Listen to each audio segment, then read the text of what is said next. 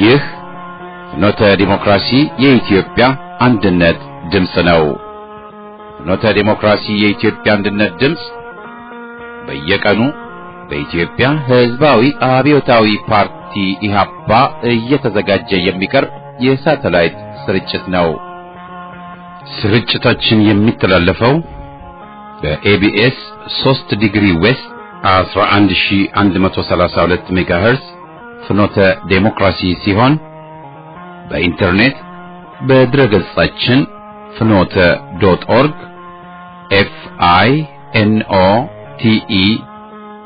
FINOTE.ORG በቀጥታ መከታተል ይቻላል።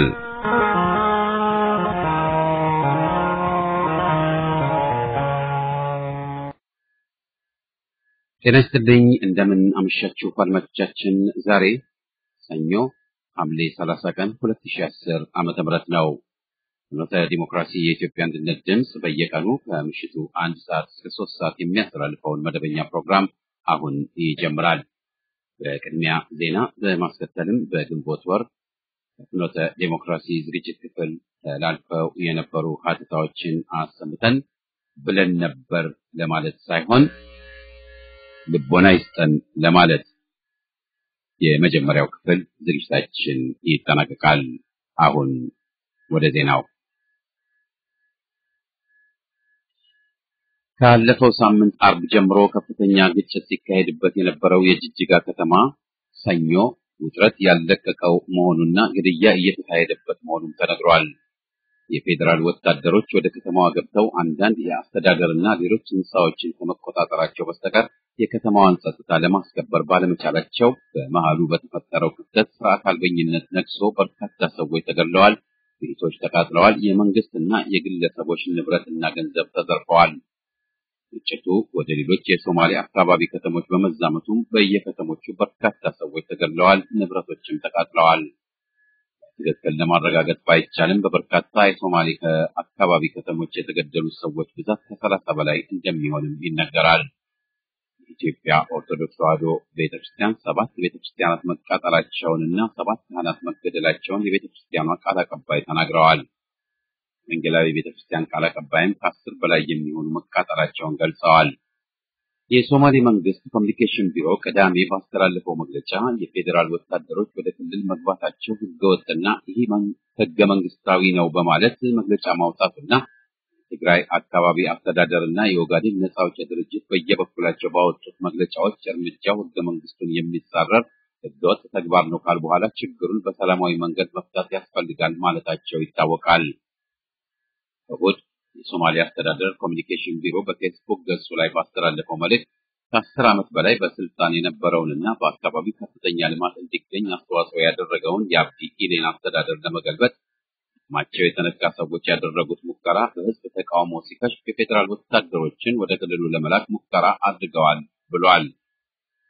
ፌዴራል ወታደሮች የሞከሩትን መፈንቅለ መንግስት ህዝቡ በነቂስ በመውጣት አክሽፎታል የሚል መልእክትም አስተላልፈዋል።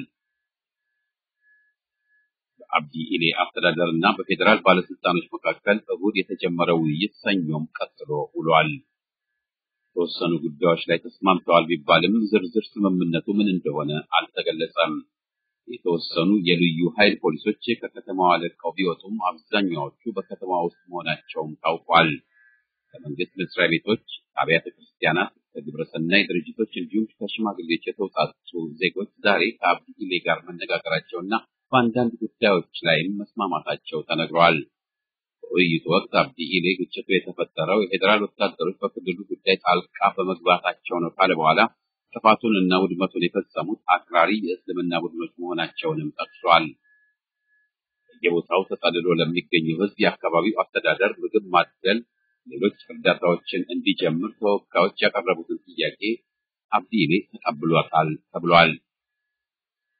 ሰኞ የምግብ እደላው የተጀመረ ቢሆንም መሰረተ ክርስቶስ ለተጠለሉ ወጣቶች እደላው ሲካሄድ በተፈጠረ ግጭት 3 ወጣቶች በልዩ ፖሊስ ጥይቶች ተመተው ሞተዋል። የተፈጠረውን ውጥረት ለማረጋጋት አብዲሌ እሁድ በቴሌቪዥን መልእክት ማስተላለፉ የተነገረ ሲሆን በተለያዩ የከተማዋ ክፍሎች እየዞረ ለማረጋጋትና ሱቆችና የስራ ቦታዎች እንዲከፈቱ ጥሪ ቢያደርግም እስካሁን ድረስ ብዙዎቹ ዝግ መሆናቸው ታውቋል። በመጨረሻ በደረሰን ዜና የመከላከያ ወታደሮችን የያዙ በርካታ ብረት ለበስ መኪኖች ወደ ጅጅጋ ከተማ መግባታቸው ታውቋል። ወታደሮቹ ወደ ከተማዋ ሲገቡ ከየትኛውም ወገን ተቃውሞ አልገጠማቸውም ተብሏል። የገቡት ወታደሮች ከተማዋን የተቆጣጠሩ ሲሆን ተሽከርካሪዎችና ነዋሪዎች በመንገድ ላይ ሲዘዋወሩ ታይተዋል ተብሏል። መንግስት ኮሚኒኬሽን ኃላፊ አህመድ ሺዴ ወታደሮቹ ወደ ከተማዋ የገቡት በአብዲሌ አስተዳደር ጥያቄ መሆኑንና ከዛሬ ጀምሮ በክልሉ ጸጥታ የማስከበር ስራ እንደሚጀመር ገልጿል። እሁድ በድሬዳዋ ከተማ ገንደጋራ በተባለ ቦታ የተጀመረው ግጭት ቁጠባ ፖሊስ መሬት ሼክ ሀቢብ ቢላል ወደ ተባሉ የከተማዋ ክፍሎች ተስፋፍቶ ቢያንስ 10 ሰዎች መሞታቸው ታውቋል። ግጭቱ አሁንም እንደቀጠለ ሲሆን በአንዳንድ ቦታዎች መንገዶች በሚቃጠሉ ጎማዎች ተዘግተው በመዋላቸው የትራንስፖርት አገልግሎት ተቋርጦ የነበረ መሆኑን ታውቋል። በከተማዋ የኢንተርኔት አገልግሎት በመቋረጡና የአስቸኳይ ጊዜ አዋጅ ታውጆ ኮማንድ ፖስት በመቋቋሙ መረጃዎችን እንደ ልብ ማግኘት አልተቻለም። የዳውሮ ዞን ዋና ከተማ በሆነችው ተርጫ በተባለች ከተማ ግጭት ተፈጥሯል ተባለ። የግጭቱ መነሻ ምን እንደሆነ ባይታወቅም የከተማዋ ከንቲባ መኖሪያ ቤትና የገቢዎችና የፋይናንስ ቢሮዎች የተቃጠሉ መሆናቸውን የዓይን እማኞች ተናግረዋል። በቅርቡ ከወታደሩ ተቋም ከተሰጠው መግለጫ በስተቀር በጅጅጋና በሌሎች የሶማሊያ አካባቢ ከተሞች ስለደረሰው ሁኔታ ከባለስልጣኖች በኩል ምንም አይነት መረጃ አለመነገሩ ያሳሰባቸውና ቅሬታ የፈጠረባቸው ዜጎች በዛሬው ዕለት በአዲስ አበባ በኢትዮጵያ ቴሌቪዥን ህንጻ ፊት ለፊት የተቃውሞ ሰልፍ አድርገዋል። የዜጎቻችን ደም መፍሰስና ዝርፊያ እንዲሁም ሞት ያብቃ፣ ፍትህ ለጅጅጋ ህዝብ የሚሉ መፈክሮች ይዘው የነበረ መሆኑ ተነግሯል። ለማ መገርሳና ወርቅነህ ገበየሁ በዳውድ ኢብሳ ከሚመራው የኦነግ ክፍል ጋር ለመደራደር ወደ አስመራ መጓዛቸውን የዜና ምንጮች ዘግበዋል። ዳውድ ኢብሳ ከዚህ በፊት ከአብይ አህመድ ጋር አስመራ ውስጥ መገናኘቱና ለወደፊት ድርድር መስማማቱ ሲታወቅ የሽግግር መንግስት እንዲመሰረት መጠየቁ የሚታወቅ ነው። በመሃሉ ተኩስ ማቆሙን ቢገልጽም አባሎቼ ተገፍተውብኛል በሚል የአንድ ወገን የተኩስ ማቆም መግለጫውን መቀልበሱም ይታወሳል። በአሁኑ ወቅት ድርድሩ ምን እንደሆነና ምን አይነት ስምምነት ላይ ሊደረስ እንደሚችል ግልጽ አይደለም ተብሏል። በመጨረሻም የወያኔ እጅ ያለበት መሆኑ ሲነገርለት የቆየው ሳምንታዊው ሰንደቅ ጋዜጣ የተዘጋ መሆኑን የዜና ምንጮች ዘግበዋል። ጋዜጣው የተዘጋበት ትክክለኛ ምክንያት ምን እንደሆነ ባይታወቅም የገንዘብ እጥረት መሆኑ ይነገራል። ጋዜጣው በአንዳንድ የወያኔ አባላት እና በሼህ አላሙዲ የገንዘብ ድጋፍ ሲካሄድ የነበረ መሆኑ ግልጽ ነው። ከዚህ በፊት ኢትዮጵያ ፈርስት በሚል መጠሪያ ለረጅም ዓመታት ሲያወናብድ በነበረው የወያኔ አሸርጋጅ በብንያም ከበደ ስራ አስኪያጅነትና ነጌታቸው አሰፋ የጸጥታ ተቋም በሚሰጠው የግማሽ ሚሊዮን ብር ዓመታዊ በጀት ሲካሄድ የነበረው ኢኤንኤን የተባለው ተቋም ጨርሶ መዘጋቱ ሲታወቅ የዳዊት ከበደ አውራምባ ታይምስ እና ዋልታ ችግር ውስጥ መግባታቸውም ታውቋል። አድማጮቻችን ለዛሬ ያለን ዜና በዚሁ ይጠናቀቃል።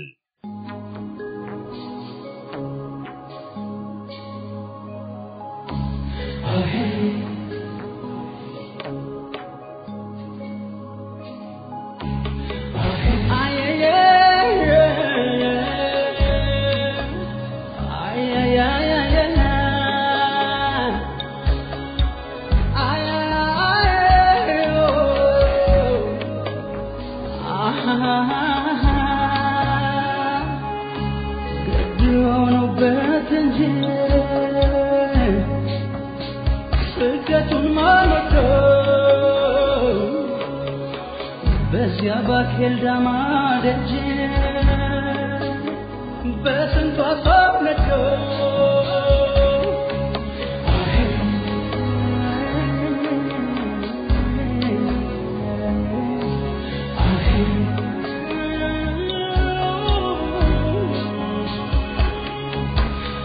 ይሄን ቀን በንጉርጉሮ ነው ደሱ አይዞን ከሊቦታ ጮኬም ባይወጣ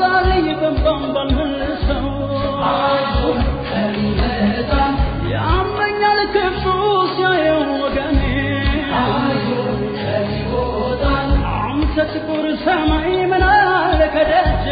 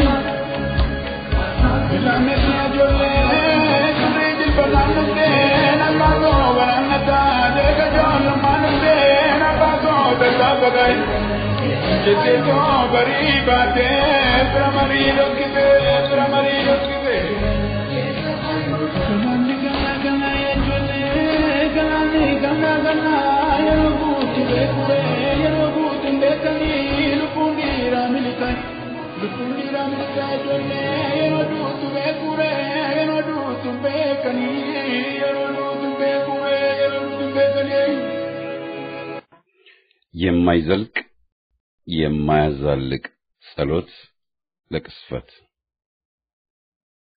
የተጀመረን ግዳጅ ከግብ ማድረስ ያስፈልጋል የግድ ነው ማለት እንችላለን። ወያኔን ከነብር ማመሳሰሉ ቢያመንም የነብርን ጭራ አይዙ ከያዙም አይለቁ ነው። ጾም ጀምሮ መተው ጣጣ አለውም ይባላል። ትግሉ ተወሳስቦና ረጅም ሆኖ ቢገኝም የተነሳንበት ዓላማ ከግብ እስካልደረሰ እስከ መጨረሻው ቀጣይ ትውልድንም ቢጠይቅም መሄድ መገባደድ ያለበት ነው። ዛሬ ዘመን ተቀይሮ ሳይታገል ጣይ ሳይተኩስ ገዳይ በስቷል። እኛም የምናውቀው ትግል ግን እልህ አስጨራሽ መስዋዕት ጠያቂ ረጅምና መራራም በመሆኑ እስከ መጨረሻው ቆርጦ መቀጠል አምሮ መግፋትን ልናመልጠው አልቻልንም። ቃል ኪዳን ማፍረስ ደግሞ አማራጭ ሆኖ አልተገኘም። ቃል ክቡር ነው ይላል መጽሐፉ። በየማጠፊያው ከታጠፈ የሚሆን አይደለም።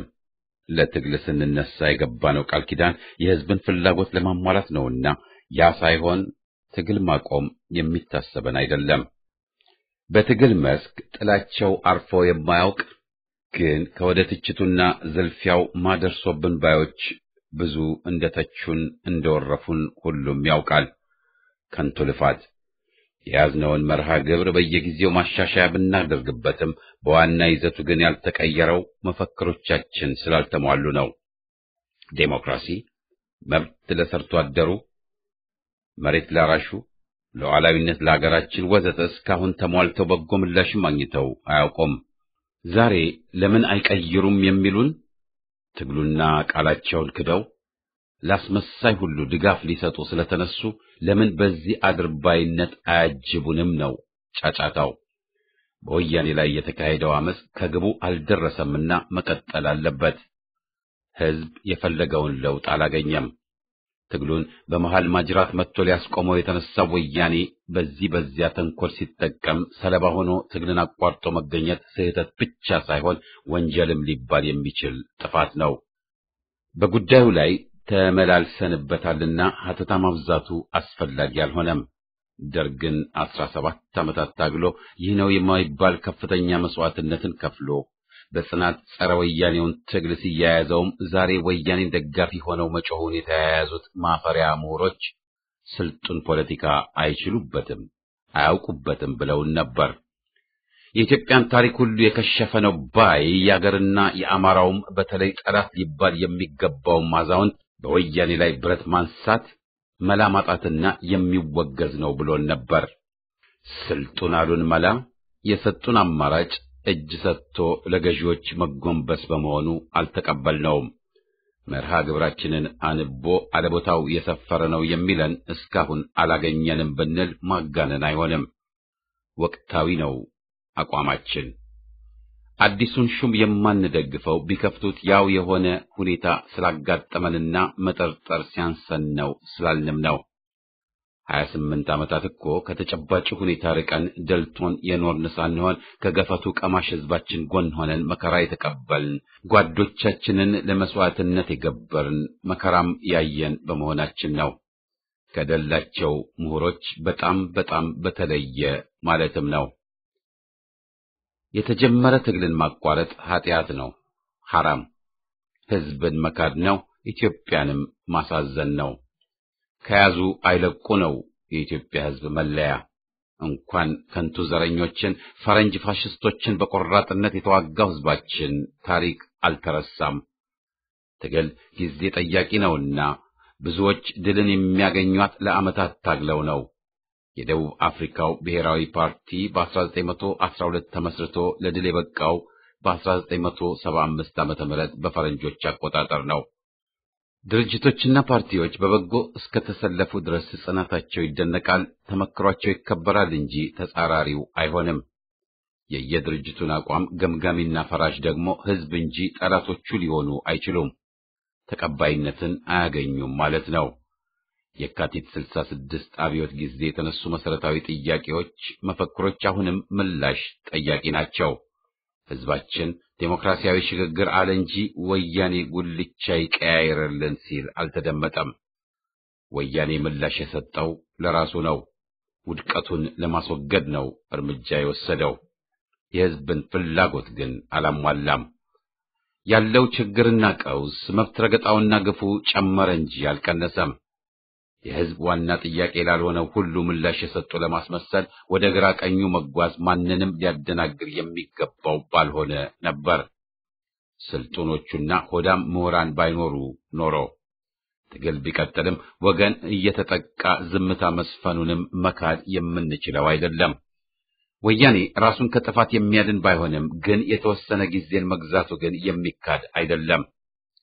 የትግሉ ይቀጥል ጥሪያችን የያዝነውን የነብር ጭራ እንዳንለቅ ለማለትም ነው። በወያኔ ድለላ ከትግሉ ሸብረክን የጀመሩት ድሮም ከትግሉ ማንደባለቃቸው ብንል ተገቢ ነው። አስመሳዮችና ድርባዮች በሚገባ ተጋልጠዋል።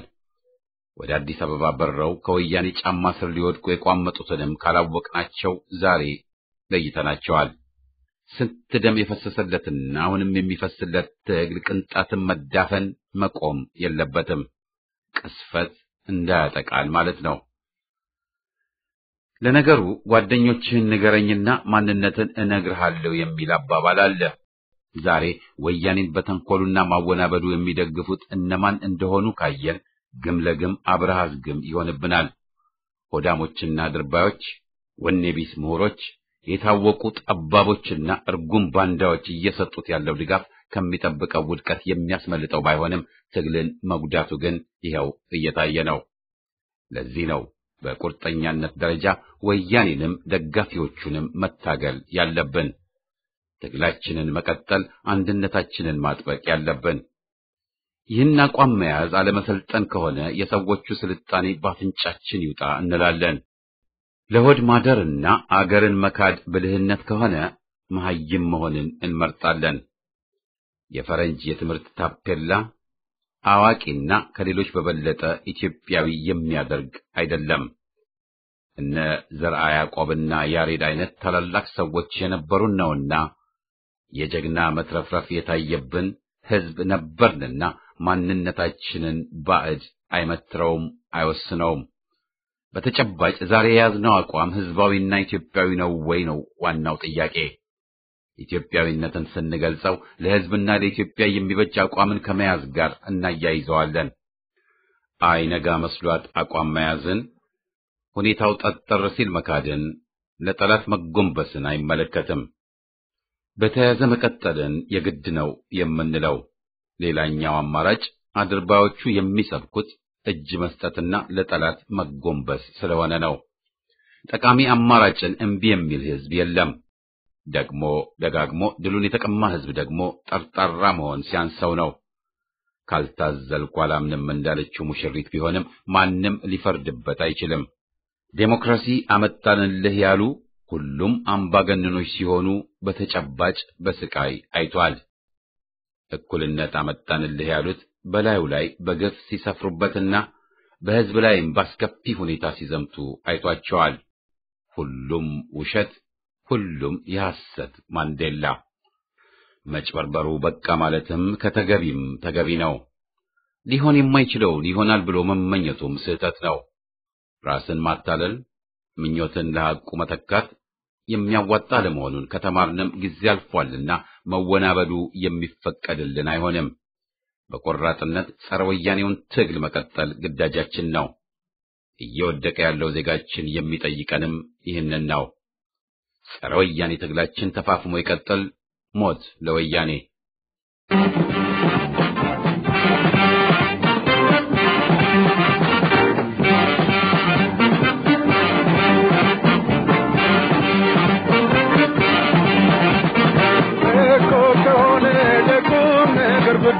ለቁም ነገር ጉዳይ ጎረቤት ወዳለን እንግዳ ተቀባይ ግን ሀገራችንን ክፉም ያስባት ቆራጥንን ልጆቿን አንወድም ጥቃት ደጋ ወይና ደጋ ጋራው ሸንተረሪሽ ወንዝና ፏፏቴው ተስማሚው አየር ለጅብ ይሁን እንጂ ለአሞራ ስጋችን አንቺ አትነበሪ የሚፈሳል ደማችን። ለበጎ ከሆነ ለቁም ነገር ጉዳይ ጎረቤት ወዳለን እንግዳ ተቀባይ ግን ሀገራችንን ክፉም ያስባትን ቆራጥንን ልጆቿን አንወድም ጥቃት በአባቶቻችንን የተረከብንሽን እናት ሀገራችን የምንወድሽ ለጅብ ይሁን እንጂ ለአሞራ ስጋችን አንቺ አትደፈሪም ይፈሳል ደማችን። ያንቺን ክፉ ሀሳቢ በአንድነት ለመፍጀት አለን ልዩ ስሜት የሚወጣ ካንጀት ተከብረን ኑርሺው በአባቶቻችንም እናት ኢትዮጵያ የደፈረሽው ደም አንድ ላይ ተከብረን ኑርሺው በአባቶቻችንም እናት ኢትዮጵያ የደፈረሽው ደም ተከብረሽ ኑርሺው በአባቶቻችን ደም እናት ኢትዮጵያ የደፈረሽው ደም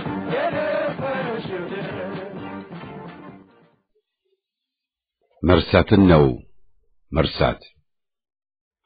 ኢትዮጵያ ግፍ የሚመረትባት አገር ከሆነች ዘመን አልፏል። ግፍን በግፍ ላይ ሲጭኑ እሪ እንዳንል ደግሞ እርሱት፣ ተውት፣ ይቅርበሉም በሚል ይሰብኩናል። የስንቱ ንጹህ ዜጋ ደም የፍትህ ያለ እያለ ዛሬም በመጮህ ላይ ነው። እሪ በይ ምድሪቱ ብለን ለነ አሊ ሙሳና ጌታቸው ሽበሺ ወንጀል ያሰማነው ጩኸት ዛሬም ያጅበናል። እርምጃ ይወሰድባቸው ሲል ፈርሞ ስንቱን ያስገደለው ኮሎኔል ዛሬ ነፃ ሆኖ ከወያኔ ጎን ተለጥፎ ቅጥፈቱን በመጽሐፍ መልክ ሲያሰራጭ ኢህአፓ አሁንም ህገወጥ ተብሎ በመሰደድ ላይ እንዳለ በምጸት የምናየው የምንታዘበው ነው። መርሳትን ነው መርሳት። የወያኔ የደህንነት ኃላፊ ሆኖ ለስንት ዜጋ ስቃይና ግድያም ተጠያቂ የሆነው ወያኔ ያለፈው ሰሞን ከእስር ተለቀቀ። እሱ ወደ ዝዋይ ዴዴሳና ሌሎች ማጎሪያዎች የከተታቸው ግን እስከዛሬ አልተፈቱም። እርስ በርሳቸው ሲጠቃቀሙ ወያኔዎች ሰለባቸው ላይ አሁንም ወንጀል እየፈጸሙ ናቸው። ጥፋት ባልታመነበት ይቅር ማለት ትርጉም አልባ ቢሆንም የፋሽስቱ ኮሎኔል ሰለባዎች አገራቸው እንዳይገቡ ተከልክለው ለፈረጠጠው ጭራቅ ምህረት እናድርግለት ብለው በቆስላችን ላይ ጨው ይነሰንሳሉ። በቦሌ ያለውን የያዟቸው የስም ዝርዝር እንኳ ሰረዝነው ሲሉ አልሰማንም። አለህግ የታሰሩት መልሰው ምህረት ጠይቁ የሚባልበት ሁኔታ 28 ዓመት አጅቦናል። የደረሰብንን በደል ያለፈውም ወያኔም ያደረሱብንን መከራ እንዴትስ ልንረሳ እንችላለን? ፍትህ መች አገኘን? የሚጮኸው የሕዝብ ደም መች ታበሰ? ስለ ፍቅር በስማም ይቅር ያለው ሰይጣን ነው የሚለውን ያስታውሰናል። በደፈናው እንታረቅ በሚል ሕገወጥ ወንጀልን አድበስብሶ ለማለፍ መጣር እንጂ ሌላ ሊሆን አይችልም። ይህን ስንል ቂም በቀልን ያናፍሳሉ የሚሉ እንዳሉ አላጣነውም። የምንፈልገው ፍትህን ነው። ወንጀለኛ ተገቢውን ቅጣት እንዲያገኝ ነው። ስንቱን ሕይወት ያጠፉና አገራችንን ያስለቀሱ እነ ስብሃት፣ በረከት፣ አባይ ወዘተ ወንጀለኛ ወያኔዎች እንዴትስ በይቅርታ ሊታለፉ ይጠበቃል? ብዙ ወንጀለኞች የጴንጤ ሃይማኖትን መደበቂያ ለማድረግ እንደሚጠቀሙበት ታምራት ላይኔ የተባለው ወንጀለኛ አንድ ምሳሌ ነው። ኢየሱስ ምሮኛል ስላለ ሕዝብ ግን ይለቀዋል፣ ይምረዋል ማለት አይደለም። ጠቅላይ ሚኒስትር ተብዬዎቹም ሃይማኖታቸውን ከፖለቲካ እንዳይደባልቁብን ሊነገራቸው ይገባል። ያለን ክስተት የለም ማለት የአምባገነኖች ልማድ ነው። አሊያም ሊበሏት ያሰቧትን እንደሚባለው ሊያጠፉት የሚፈልጉትን ሕዝብ ከሰውነት አውጥተው መዝለፍ ይቀናቸዋል። የእስራኤል ባለስልጣኖች ናዚዎች የሰደቧቸውን ረስተው ዛሬ ፍልስጤሞችን እና አፍሪካውያንን ከሰው ረድፍ አውጥተው እንደሚዘልፉ የምንሰማው ነው። ወያኔ በአማራው ላይ ይህ ነው የማይባል የስም ማጥፋት ዘመቻ በማድረግ የትግራይ ወጣቶችን በጥላቻ በመበረዝ ያደረሰውን ጥፋት አይተናል። ኢህአፓን በተመለከተ የሚከተለው ፖለቲካ ከደርግ የተወሰደ ነው። ደርጉ ከቀይ ሽብር ጥቃት በኋላ ምንም እንኳ ኢህአፓ በገጠር የትጥቅ ትግሉን ቢቀጥልም ከሱዳን ድንበር እስከ ጣና ያለውን በቁጥጥሩ አስገብቶ ቢያስተዳድርም የድርጅቱን ስም አትጥሩ ብሎ ባዘዘው መሰረት የድርጅቱን ጦር የግለሰብ ጦር አስመስሎ ሲያቀርብና ኢህአፓ የለም ጠፍቷል ሲልም ከርሞ ነበር። ወያኔም ይህን ፖለቲካ በመከተል አንዴ ጦረኛ ነው፣ ሌላ ጊዜ ጭራሽ የለም በማለት ውስጥ ለውስጥ ግን አፈናውን የድርጅቱን አባሎች ባላቸው ላይ በመቀጠል ቆይቷል። የጎንደር ጎጃም እንቅስቃሴ የግድ ሆኖበት በአፍላፊ ጣጣ ያመጣብን ጸረ ትግሬው ኢህአፓ ነው ማለት ቢገደድም አሁንም ቢሆን አቋሙ ድርጅቱ እንደሌለ መቁጠር ነው። አዲሱ ሹምም የድርጅቱን ስም የማያነሳው፣ እስረኛ ለመልቀቅ የማይቃጣው፣ እነ ኦነግን ግቡ ብሎ ሊፈቅድ ሲነሳ ኢህአፓን በሕገ ወጥነት እንደፈረጁ የሚቀጥለውም አለ ምክንያት አይደለም። ወያኔ ድርጅቱን ይጠላል ይፈራልም። በ1983 የሽግግር ጉባኤ እንዳይገኝ ያደረገው ከዚሁ ተነስቶ ነው። ዛሬም በየትኛውም መንገድ ኢህአፓ ሕጋዊ ሆኖ መታገል ከቻለ ይጎዳኛል ብሎ እንደደመደመ አለ። ይህን ስንል ራሳችንን የሌለን ክብደትና ሚና ለመስጠት ሳይሆን የምናውቀውን ሐቁን ለመናገር ነው። አዲሱ ሹም ከገለባ ቡድን ጋር በቅድሚያ ንግግር ጀምሮ መሪዎቹን ወደ አዲስ አበባ የጠራው ሌሎችን አግልሎ ለማቆየትና ጊዜ ለመግዛት መሆኑ ለማንም ግልጽ ነው። ሁሉንም የፖለቲካ እስረኞች መፍታት የማይፈልጉት ከዚህ ጋር የተያያዘ መሆኑ ምስጢር አይደለም። ኢህአፓን አልረሱትም። አሁንም ነጥለው ሊያጠፉት እየጣሩ ናቸው እንጂ ኢህአፓ እንዳለና እየታገለም እንደሆነ የተረዱትና ያመኑት ሁኔታ ሲሆን፣ በሌላ በኩል ግን የሰጎን ፖለቲካቸው የትም እንደማያደርሳቸው ገሃድ ነው። እስረኞችን ላለመፍታት ድርጅቱን ለማግለል የመረጡት የኢህአፓ የለም አቋም የሚያዋጣቸው አለመሆኑ ግልጽ ነው። ለመሆኑ ሊያፍኑት ሊያዘጉት የሚጥሩት ፍኖተ ዴሞክራሲ የማን ሬዲዮ ሆኖ ነው? መርሳትን ነው መርሳት ስንል በቂም በቀል ደም መፋሰሱን እናስቀጥል በሚል እንዳልሆነ የሚያውቅ ሁሉ ያውቃል። ወንጀልን ግን ሸፋፍኖ ማለፍ አይቻልም ነው መሰረታችን። እነ ፍስሐ ደስታ፣ ፍቅረ ስላሴ፣ ለገሰ አስፋው ወዘተ ሰው በላዎች ህዝብ ሳይፋረዳቸው እነሆ በነጻ በሀገር መኖር ብቻ አይደለም ጥፋተኛ አይደለንም ብለው ወንጀላቸውን ክደው በአደባባይ ይጮኻሉ። በአሁኑ ጊዜ በበርካታ የአውሮፓ ሀገሮች ናዚዎች አይሁዶችን አልፈጁም ብሎ መናገር መካድ በሕግ ያስቀጣል። ስንቱን ዜጋ የፈጀውን ትውልድ የመተረውን ቀይ ሽብርና የዚያን አረመኔ አገዛዝ ወንጀል የሚክዱት ሁሉ የወያኔ ወዳጆች ናቸው። በነገራችን ላይ በነቂስ ወጥተው አዲሱን ሹም መደገፋቸው በዚሁ መጠቀስ ያለበት ነው። እስራኤል ግፍ የፈጸሙትን ናዚዎች አሳዳ ስትቀጣ፣ ሩዋንዳ ነፍሰ ገዳዮችን ለፍርድ ስታበቃ እያየን የፈሰሰው ደማችን ላይ ጮቤ ረጋጮች ይቅር በሉ የሚሉንን ልናዳምጥ መጠበቅ የለበትም። ስብሐት ነጋ ፍስሐ ደስታን ትግራይ ወስጄ አዞርኩት አስጎበኘሁት ሲል በጉራ መልክ የተናገረውን የምንረሳውም ሊሆን አይችልም።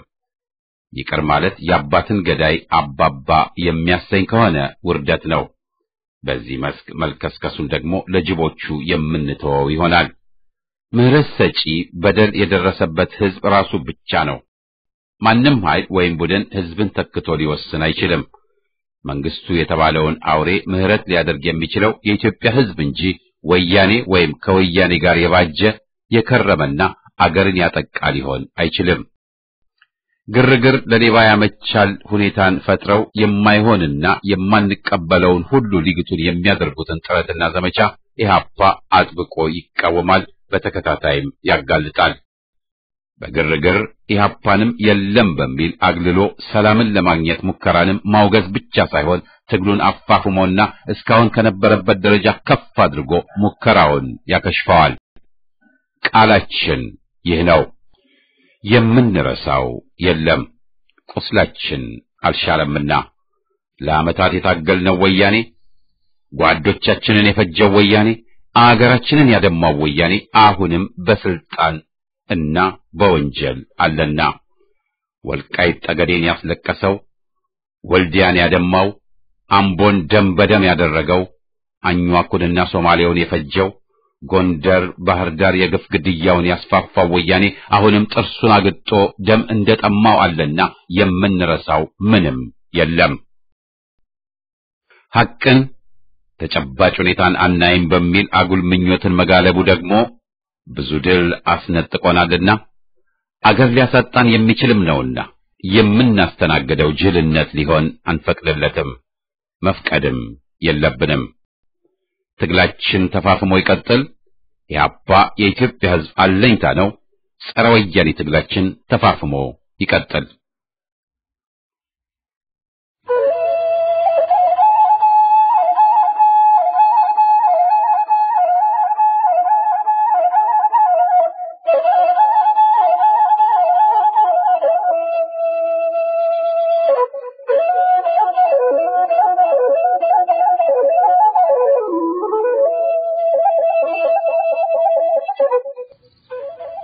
መርሳትን ነው መርሳት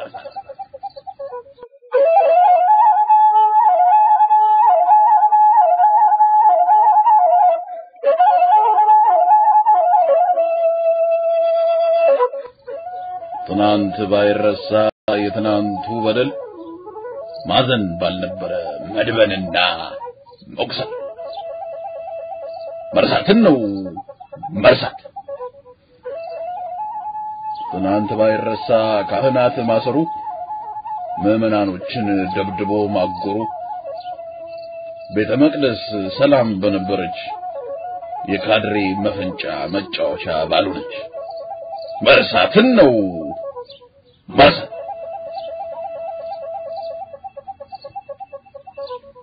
መርሳትን ውድቀታችን ከትላንቱ ዛሬ አለመማራችን እንዲያ ባይሆንማ መወላገድ ባልነበረ የወያኔ ሴራ ከቶም ባልሰመረ። መርሳት ነው ችግራችን፣ የወያኔን በደል ችላ ማለታችን። መርሳት ባይኖር ኖሮ ሁሉም ሰው ቢያስተውል መስጊድ ውስጥ ባልገባ አዛን ሊያስተጓጉል። መርሳት ነው በሽታ፣ መርሳትን ነው መርሳት። ወያኔን ለመጣል በጋራ መነሳት። ባንረሳ ኖሮ የትናንቱን በደል ባልነሰነስን ነበር ጨው በሰው ቁስል። የጋዜጠኞች መታሰር፣ የታጋዮች መወገር፣ የአባቶች መገፍተር፣ የሲኖዶስ መደፈር፣ የሊቢያ ሰማዕታትን መምተር፣ የልጆችን እናት ለሶስት ሆኖ መድፈር፣ ኮዳ ሙሉ ውሃ ብልት ላይ ማንጠልጠል፣ አሊያ ካልሆነ ግን እዛው ቆርጦ መጣል። መርሳት ይቻል ይሆን? መርሳት ይቻል ይሆን? የእናቶች ለቅሶ ዋይታንና ሐዘን ወያኔ እንደማይበጅ ተገልጦ እያወቅን ከቶ ምን አመጣው ዛሬ መደለልን? መርሳትን ነው መርሳት። ለህዝባዊ መንግስት ዛሬ ነው መነሳት። ባንረሳ ኑሮ የኤርትራን መገንጠል ባልጠራን ነበር ዘር ዛሬም ለመታለል። ባንረሳ ኑሮ ሲሾም ኃይለ ማርያም በተረዳን ኑሮ ምንም እንዳይጠቅም ባልተታለልን ነበር ዛሬ ባብይ ዳግም። መርሳትን ነው መርሳት። የቀጣዩ ዘመን ቀጣይ ፖለቲካ ከተግባሩ ዜሮ የወሬ ሰበካ። መርሳትን ነው መርሳት።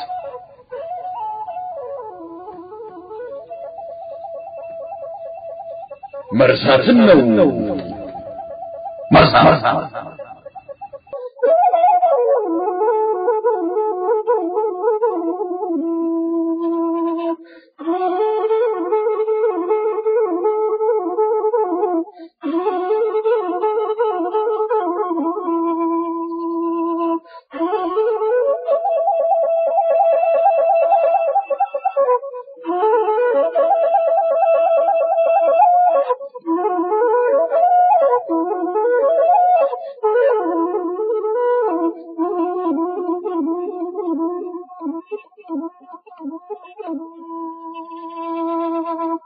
የሞተልሽ ቀርቶ የገደለሽ በላ።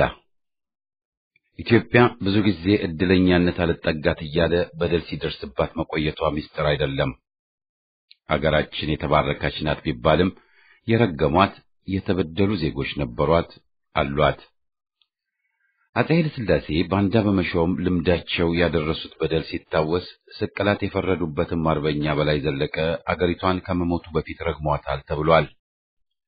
የሞተልሽ ቀርቶ የገደለሽ በላ የሚለውም የተለምዶ አነጋገር ሆኗል። ማን ለዚህ እንደሚወቀስ መነጋገርን ቢጠይቅም ኢትዮጵያን የጎዷት ሲመሰገኑ ሲወደሱና ሲሸለሙ፣ የሞቱላት ግን ለችግርና ሞት ሲዳረጉ ሲሰቃዩ መከራ ሲቀበሉና ከታሪክም ገጽ ሲፋቁ ስንታዘብ ቆይተናል። ታሪክ ራሱን እንደ ምጸት ዛሬም ሊደግምብን ተዘጋጅቷል። ታሪኩን የረሳ ስህተቱን ይደግማል ተብሏል። ተጨባጩን ሁኔታ በማጤን በመገምገም ፈንታ ምኞታቸውን የሚጋልቡ ሰዎች ስህተታቸውን መገንዘብ ስለማይችሉ ይደግሙታል። በየካቲት አብዮት ለምሳሌ የአጼው ጦርና መኮንኖች አብዛኛዎቹ ከስርዓቱ ጎን ቆመው ግድያም ሲፈጽሙ የነበሩ ናቸው። ይህ ነበር ዋና ጠባያቸው፣ መለያቸው። ከመቅጽበት ራሳቸውን ደርግ ብለው ስልጣን ከህዝብ ነጥቀው ሲሰየሙ የወታደር ሞግዚት አንሻም በሚል ተቃውሞ ሲደረግ በተለይ በኢህአፓ፣ ሌሎች ግን ኋላም ያቅለሸለሸንን ደርግ መንጌ ጫጫታ አሰምተው የማይሆነው ሲሆን ማለትም የአድሃሪ ጦር መኮንኖች ዴሞክራሲያዊ ሲሆኑ ተአምር ተከስቶላቸው ደርግን ጸረ አብዮቱን ድጋፍ ሰጡት። ሳይውል ሳያድርም አዛውንት ሚኒስትሮችንና ወጣት ለውጥ ፈላጊዎችን በጅምላ ሲረሽንም አልተለወጡም። መክረን እናርቀዋለን በሚል ሽፋንም ከጫማው ስር የወደቁትን ምሁራን አንድ ባንድ ሰለቀጣቸው። ለውጥ ሊመጣ ይችላል፣ ግን እንዴትና ከየት መሰረታዊ ጥያቄዎች ናቸው። ከዓመታት ተመክሮ ያውም የደም ግብር ከፍለን የተማርነውን መራራ ሐቅ መቀበል ሲያቀተን በአጉል የተስፋ ባዜ መነሁለል መጨረሻው ውድቀት መሆኑም የታየ ነው። ከወያኔ ዴሞክራሲ ይገኛል ብሎ ሙከራው ያስገኘልን የ1997ቱን ፍጅትና አሰቃቂ የምርጫ ሂደት መሆኑ ሊረሳ አይገባውም። 27 ዓመት ሙሉ ተለጣፊዎችም የወያኔ መሳሪያ ሆነው ሕዝብና አገርን ሲጎዱ እንደከረሙ የኦህዴድና ብአዴን ተብዬዎቹ ወንጀል አሳይቶናል።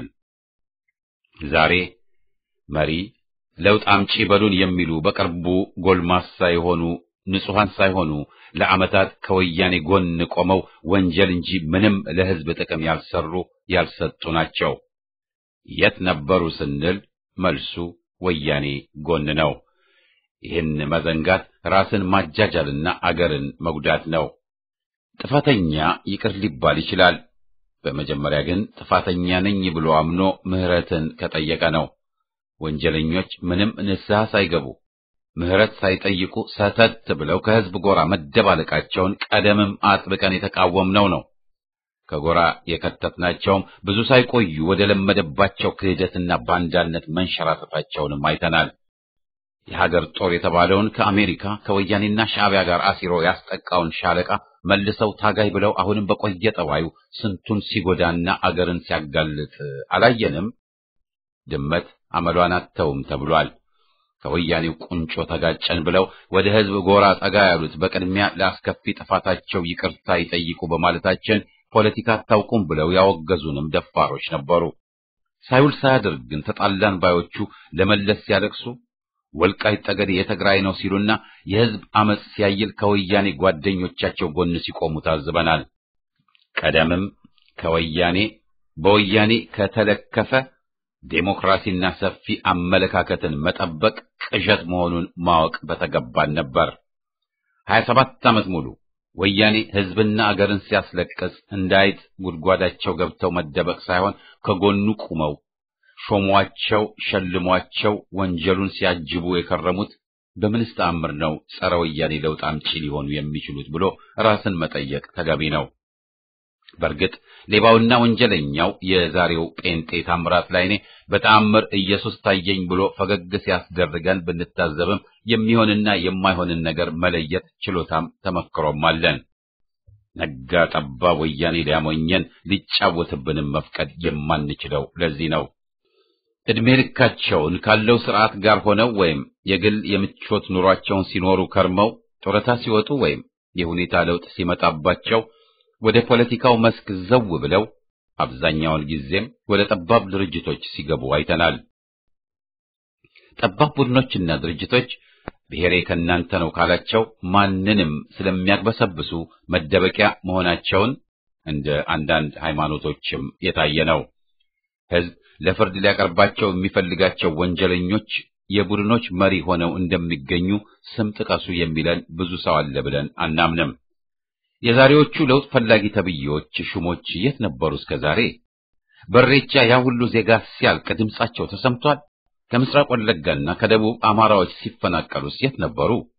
ዛሬስ ስንት ሺህ እስረኛን ለመፍታት ያውም ከቻሉ ለምን አቃታቸው? ለምንስ ኢትዮጵያ ኢትዮጵያ ዲስኩራቸው ተጨፈኑ ላሞኛችሁ ባዶ ቆፎ ያውም የተርብ ሆኖ ተደመደመ? የለመደ መደመደ ነውና ዛሬም ወያኔ አደናግሮ ሊገዛን ትግላችንንም ሊያስቆም እየጣረ ነው።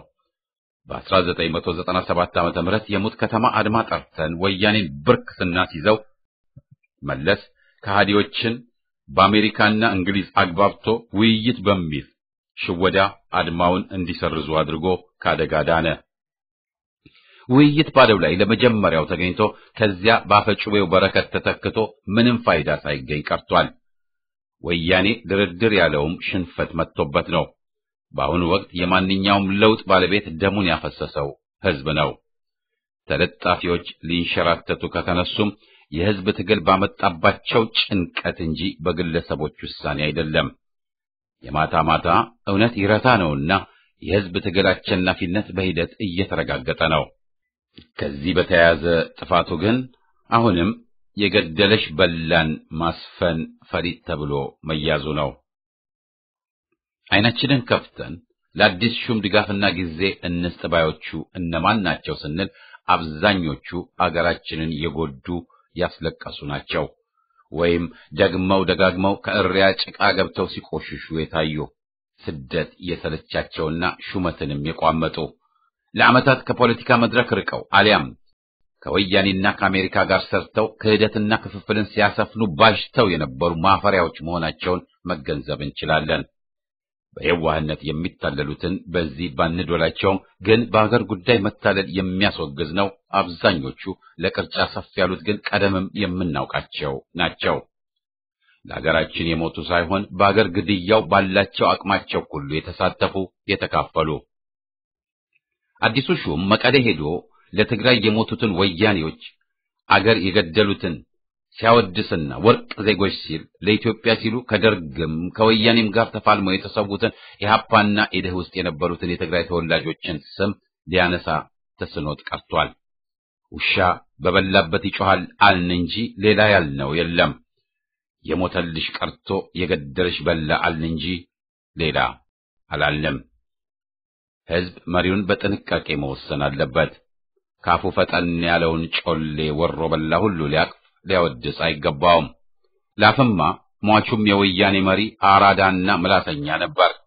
ትናንት አገር የገደለውን ዛሬ ሀገር አድን ማለት ከባድ ስህተት ነው። ቡከኑን የጦር ፍልሚያ ኮማንደር አዋጊ ብሎ ማሰብም ድል አያስገኝም። ለዓመታት አገራችንን ሊያጠፋ የተዋደቀ ኃይልም ወፊቷ ብትጮህለትም አገር አዳኝ ወዳጅ የሚባል ሊሆን አይችልም።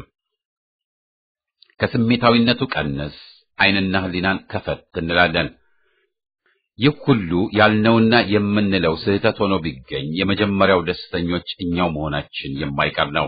ግን የበሬ ምናምንቴ ይወድቅልኛል በሚል ስትከተል እንደቆየችው ቀበሮ ወይም ተኩላ ጨምቶ የከብት እረኛ ይሆናል የሚለውን ለመቀበል ሕሊናችን ተመክሯችን ስለማይፈቅድልን ከወያኔ ጉያ የኢትዮጵያ አዳኝ አይወጣም በሚለው እንጸናለን። ጸረ ወያኔው የሕዝባችን ትግል ይቀጥል፣ ይፋፋም።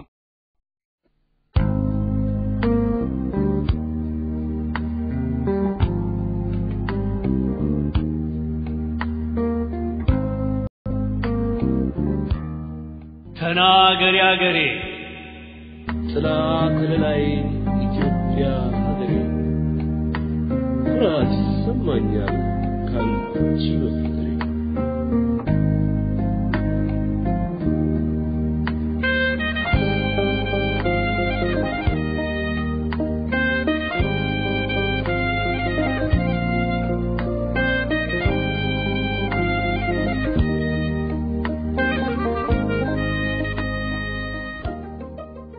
ተናገሪ አገሬ እባክሽ ተናገሪ አንቺ እናት አለ ስብናን ተላብሰሽ እንደሰው መስክ አንቺ እናት አገሬ ስንት ግፍ ታየብሽ ነፍሰ በላ ነፍሰ ገዳይ ሁላ እጁን ጠረገብሽ ተናገሪ አንቺ አገሬ እባክሽ ተጣሪ ከርሰ ማህፀንሽን ወለል አርገሽ ከፍተሽ ተጣሪ ምድሪቱ ድምፅሽን ከፍ አርገሽ ተነሱ ተነሱ በይና ቀስቅሺ ጥሪያቸው እኒያን አላፍ አርበኞችሽ ውስጥ ያስተኛሻቸው እስላም ክርስቲያኑ ባርነትን ጠልተው ፋሽስትን ተጋፍጠው መስዋዕት የሆኑት በጋዝ ተቀጣጥለው ለመላው ጥቁር ሕዝብ ተምሳሌ ላረጉሽ በደንብ አጥንታቸው ኢትዮጵያ ላስባሉሽ እባክሽ ጥሪያቸው ድምፅሽን ከፍ አድርገሽ የሰማዕታት ያለ አዎ የሰማዕታት ያለ ብለሽ ጮክ አድርገሽ እኛን ወራርን ቆራርጠው ከጉድጓድ የጣሉ ያለምን ጥቁር ሕዝብ አንገት ቀና ያስባሉ እና አብርሃም ደቦጫን በላይ ዘለቀ ባልቻ አባ ነፍሶ ሙሉ እንደታጠቀ ጮህና ተጣሪ ደጃች አህመድ ወንዱን ገረሱ ዱኪና ሀብተ ጊዮርጊስ ደናግዴ ከነዝናራቸው እንዳያዙ ጎራል የጣይቱ ያለ አዎ የጣይቱ ያለ ምዬ ምኒልክ አሉላ አባ ነጋ ዘራ አይደረስ ብለሽ ጮይና ተጣሪ ኃይለ ማርያም ማሞ ባልቻ አባኖሱ ድምጽሽን ከፍ አድርገሽ አዎ ባክሽ ጥሪያቸው ያን ያላጸዷቸው ባንዳ ልጆች የቡንቶ ሙሶሎኒ ግራዚያኒ ፍሬዎች እኮ ያልጠራረጓቸው የፋሽስት ርጋፊ ደደቤት ውስጥ በቅለው ሆኗል አገር አጥፊ ወያኔ በሚል ስም ትግራ ውስጥ መሽገው የባሪያውን ስርዓት ድጋሚ መልሰው እየተፈነጉ ያንዱን እጅ ካንዱ አንገት እየገረፉ የሰው ልጅ እንደ ከብት አቤት አንቺ ሀገር ምን አይነት ሰው ፈጠርሽ ወያኔ ሉ ሰይጣን ሰው በእሳት አጋይቶ የሚያሸት እንደዛ እናም ተጣሪ ምድሪቱ ምንድነው ዝምታሽ አንገት ማቀርቀሩ እኛ ለኛ አልሆንም ሰማዕታት ይጠሩ እኛማ ዘረኞች ሰልቦን ወኔያችን ተጋልጦ ረሃብ ቸነፈሩም ሞቱም በእኛ ፍጦ እጅግራችን አንሶ አንገታችን ሳይቀር እንደ ውሻ ታስረን በወያኔ ቀንበር ኢትዮጵያን እንደ ሀገር መቀበል አቅቶን ሩቅ ማየት ሳንችል ክልል ቀየው ጋርዶን በዘር ተሸንሽነን በቋንቋ ተቆርጠን የወያኔን ስርዓት ዘመናዊውን በጀርባችን አዝነን ደማችን ይፈሳል ጧትና ማታ በቁም ተቀጥቅጠን እናም ተናገሪ አንቺ ሀገር ከርሰ ማህፀንሽን ወለል አርገሽ ከፍተሽ ተጣሪ ምድሪቱ ድምጽሽን ከፍ አርገሽ ተነሱ በይና ቀስቅሽ ጥሪያቸው እኛን አላፍ አርበኞችሽ ውስጥ ያስተኛሻቸው ተጣሪ አንቺ ሀገር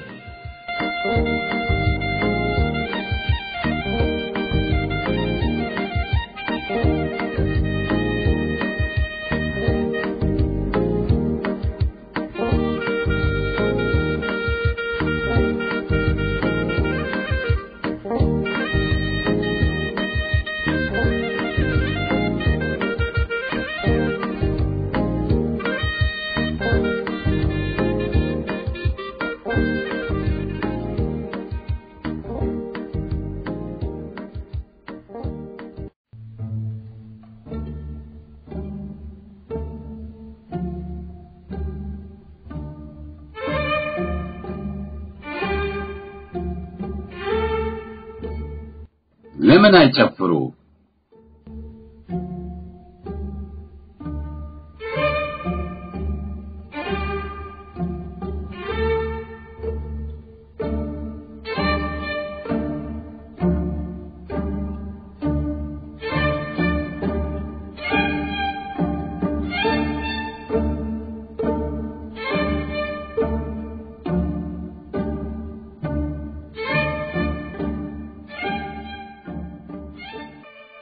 ለምን አይጨፍሩ ወገኑን ሲገሉት ወገኑ ካልከፋው ለምን አይጨፍሩ እስኪሰበር ጣራው የሰማዕታቱ ድምጽ ፍትህን ሲጣራ ሰሚ ካላገኘ እልህን ካልሰራ ነፃነት ስንራብ ከጠገብን መከራ ለምን አይጨፍሩ አይዘሉ እስከ ጣራ ወገኑ ካልከፋው ወገን ሲመትሩ ይጨፍራሉ እንጂ ለምን አይጨፍሩ ወገኑን ሲገሉት ወገኑ ካልከፋው ጥቃቱ ተሰምቶት ወኔው ካልነዘረው የኛ ሞት ለነሱ ሰርግና ምላሽ ነው ከገረገር አልፎ ከቤተክርስቲያን ገብቶ ሽጉጥ ከገደለ መስቀልን ተክቶ አይነሳባቸው ለምን አዶ ከብሬው ያመታት ደም ግብሩን አሁንም ጠጥቶ ከገረገር አልፎ ከመስጊድ ውስጥ ገብቶ ሽጉጥ ከገደለ ቁርአንን ከክቶ አይነሳባቸው ለምን አዶ ከብሬው ያመታት ደም ግብሩን አሁንም ጠጥቶ ለሆዴ ኖራለሁ ባምሮዬ ፈንታ እናንት ሰውነቴን እኔ እንጀራ ልብላ በሚል ሂሳብ ቀመር እድሜ ከተሰላ ለምን አይጨፍሩ የድንቅነሽን ዘር በቋንቋ ሸንሽነው የእናትን ዘር በአባት ወይንም የአባትን በእናት አሰርዘው አንዱን ካንዱ ጋራ በተቃርኖ አባድነው እኛኑ በእኛኑ ስንገድላቸው ለምን አይጨፍሩ እኛ ቤት ቀንጎሎ እነሱ ዘንድ ተርፎ እየሞላላቸው ሃይማኖት ሲረክስ ወሰን እንደ ዳቦ ዳር ድንበር ሲቆረስ ያገር ህልውና ሞገሷ ሲገሰስ ያገር ቤዛዎች ደም እንደ ውሃ ሲፈስ ወገን በወገን ላይ በሬሳው ሲደንስ ይሄ ካላስቆጣ እምቢን ካላጫረ የደም ስርን በልህ ካላስገታተረ ህዝቡን በመባረክ ፈውሰው ሊያሽሩ መስቀል ካልገዘተ ካልወጣ ሙዜሩ ይጨፍራሉ እንጂ ለምን አይጨፍሩ ለምን ምክንያትን መጠየቅን ትቶ ቄሱ ከተሳነው በጎቹን መጠበቅ ተኩላ አስበልቶ ሼሁ ከተሳነው በጎቹን መጠበቅ ተኩላ አስበልቶ ሁሌ ካስጨረሰ ጠዋት ማታ ፈትቶ በደም ባህር ሲዋኝ ለምን አይጨፍሩ ዛራቸው ተነስቶ መንገድ አደር ሲሆን ወላጅ ተፈናቅሎ በብርድ ሲጠበስ በሐሩር ተቃጥሎ ቢላ የሰራበት ቦታውን ተመርቶ ከወያኔ ጋራ ተፈንቃይ ተዋስቶ ልጅ እየጨፈረ ልቅሶውን ካልሰማው ከነሱ ጋብሮ ለምን አይጨፍሩ አይመቱ ከበሮ የወላጆቻቸው የአይንስስት ጮርቃዎች ሲረግፉ ወጣቶች እምቦቃቅላዎች ስንት እናት አባቶች ጎልማሳ አዛውንቶች በአገራችን ሜዳ ዱር ሜዳ ፈፋዎች የጉራንጉሩ በገጠር ከተሞች በሰው በላው አውሬ ባጋዚ ሲበሉ ወገን ካላመመው ሲመተር አካሉ ለምን አይጨፍሩ አወይ ላሊ አይሉ የወገኖቹ አጥንት እንደ ጌሾ ረግፎ የወገኖቹ ደም እንደ ውሃ ፈሶ ዳር እስከ ዳር ባገር ካፈር ተለውሶ የተገኘው ውስኪ የተገኘው ጮማ በየድግሳቸው ቀርቦለት ሲጋበዝ ከሆነም ያገሳ ሳይመረው ከቀረብሶበት ከኮሶ ጨሞት ካጣጣመው ከሆነ ልውሶ ጠግቦ ከተመቸው ወገን እርሞን በልቶ ለምን አይጨፍሩ ከልጅ ጋር ላባት ሞት ቀያሪው ከበዛ ሆድን በነጻነት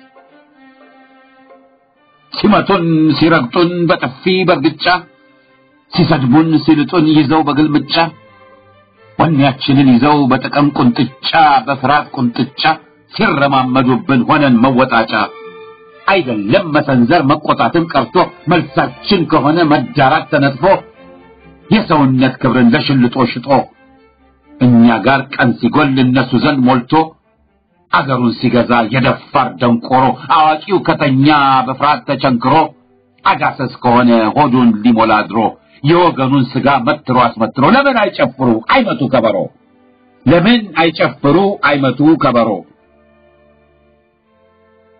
ይጨፍራሉ እንጂ ጣራ እስኪነቃነቅ ህዝቡ የለበሰው እኛ የለበስነው የሐዘን ከልማቅ ዳግመኛ ላይመጣ ለሁልየም ሲወልቅ ጊዜው ይደርስና አንድ ቀን እስኪወድቅ አዎ የፍራትን ቆፈን ደፍረው ያሸነፉት ሰንደቅ ቅብብሉን ዛሬም ያስቀጠሉት በእነሱ ተገድለው አሁን የሚሰዉት ሰማዕታቱ ሞተው በደም የሚዋዡት ያፈሩ አፈር ሆነው በመስክ የሚተክሉት ጽጌረዳ የአገራችንን ምድር ሞልቶ ሲፈካበት ኢትዮጵያን አስቧት ደምቃም እናይበት አይቀርም መምጣቱ ነገ የምንስቅበት ይህ ነው እምነታችን ተስፋ ማንቆርጥበት